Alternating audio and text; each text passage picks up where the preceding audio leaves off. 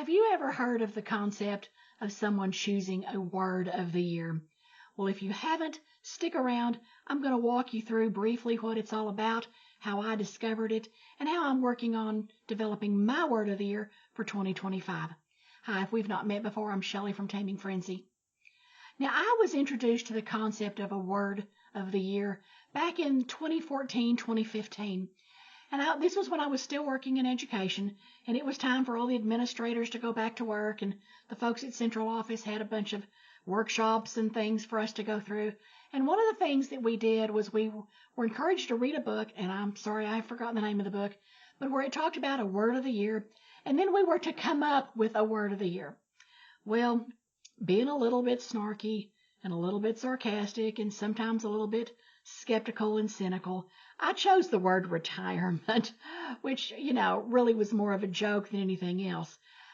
Interesting thing was, that ended up being the year that I did end up retiring from education. So who knows whether there was something subliminal going on there or just what. But at the time, I thought, oh, this is a bunch of just hokey, baloney. I didn't put a lot of stock in it. I thought it's just something else that they've come up with in education to fill up our time and have us to do this. I thought it was pretty stupid, to be real honest. However, as is frequently the case, what I think is pretty stupid to begin with really just turns up proving sometimes how ridiculously simple I can be sometimes. So several years ago, I decided to revisit the idea of a word of the year. I was working in my online business, and I thought, to have something that kind of guides my thoughts and something to focus on might be very helpful. So beginning in 2020, I revisited the idea of a word of the year. And the point of it was simply to give me like a North Star or a north on a compass. But it was to give me one word to kind of encapsulate what it was that I hoped to do, to have, to achieve, to experience during the course of the year.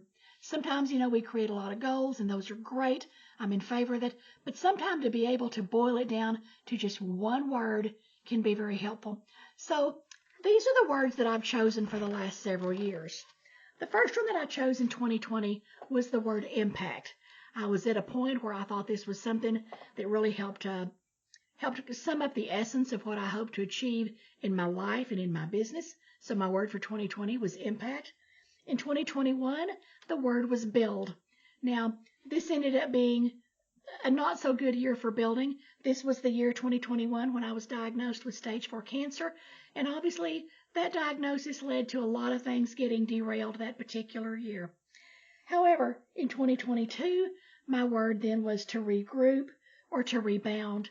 And once I got past a lot of the shock of the cancer diagnosis and the disbelief and going through those stages of grief, which you do when there's a death that's coming, but also when you get a severe diagnosis, rebounding became something that became a real goal for me, was to realize that, okay, this is the new normal for me. There are some new things I'm going to have to accept. And in order to do that and live the best life that I can live and to move forward and be happy and to continue to chase the goals and dreams that are important to me, that I was going to have to rebound a little bit from the diagnosis and the mental stuff I was going through, and that I was going to have to regroup. And I think 2022 was a pretty good year for that. It was the year that my mindset began to shift, and I began to move from feeling like a little bit of a victim, to be real honest, to beginning to feel more in charge. 2023 then, my year was shift, and I did make some shifts during this year. Some priorities shifted for me. My focus shifted from some things, and some things I decided to let go after some prioritizing and some real serious soul searching. And then last year, my word was to rebuild. I'm not sure how successful rebuilding was, but I spent a lot of time again doing some serious soul searching, thinking about my values, what my ultimate goals were. And as I've gotten close to the end of 2024, I can see where the rebuilding process is coming together, because I'm planning to make some serious changes in my life and in my online business for 2025. So as I think about 2025, one thing I always do is I start earlier in the year. I usually start up in the fourth quarter, and I start brainstorming possible words for the year 2025. And Part of what I like about my Power Sheets is Power Sheets always has a place in the Power Sheets book where you can put your word of the year, where you can put down the reasons that you chose this, and you can revisit this to then help you get back on track, to help refresh your memory a little bit. And I usually take this page and I jot down some of the things that have come to my mind. And some of the things that I've considered for next year is, intentional, purpose, simplify, embrace. All of those are some words that I have really thought about for 2025, and I haven't totally settled on one. However, I'm pretty sure that the word that I'm really going to keep my focus on for 2025 is intentionality. This goes along with the shifting that I've done over the last year or two, over the regrouping and the rebounding, and to become very intentional.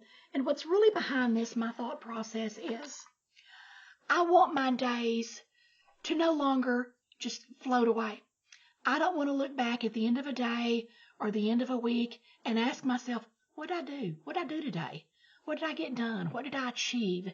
I don't want to look at the end of a week and think, what on earth what took up my time all week? Because the things that take up our days and our weeks, and of course then our months, those are the things that take up our years and then take up what's left of our life. And I do not want my time to be frittered away, and I can very easily let it get frittered away if I'm not careful. I don't want my days to become just a series of mindless tasks with no thought or no reflection. I seriously want to have a year where I choose tasks and activities and things with a real focus on intentionality and thinking, how are these things going to make me a better person? How are they going to move me forward towards my goals and help me achieve those goals and help me move forwards towards achieving and reaching the dreams that I do have? So if you've never done a word of the year, don't be like I was. I'm nearly always, my favorite saying is, if you can't be a good example, at least you can serve as a horrible warning. Don't be like I was. Let me be the horrible warning. Something that I poo-pooed thinking, this is just, another round of bunk, actually has turned into something that I personally find very helpful, even though I did not think it would at the beginning. But as I have gone through the last few years and tried to have some word that helps me to focus and to stay on track, that it actually has made difference in my life. Give it a shot. It might make difference in yours. The first place to start is to begin brainstorming some things that you would like to see in the year ahead, and then to finally settle down and focus on one particular word that guides your year 2025.